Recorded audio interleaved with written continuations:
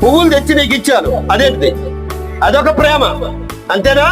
నేను నా భార్యను బాగా చూసుకున్నాను, అదొక ప్రేమ. నా భర్తను బాగా చూసుకున్నాను, అదొక ప్రేమ.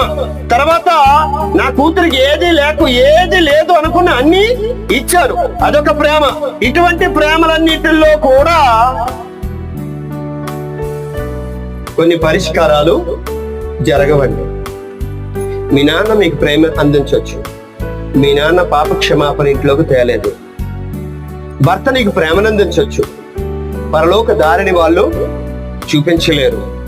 గనుక ప్రియ దేవుని బిడ్డలారా, ఈ భూమి మీద అనేకమైన ప్రేమలు ఉన్నా కూడా దేవుడు తన ప్రేమను స్పెషల్ గా భూమికి చెప్పాడు.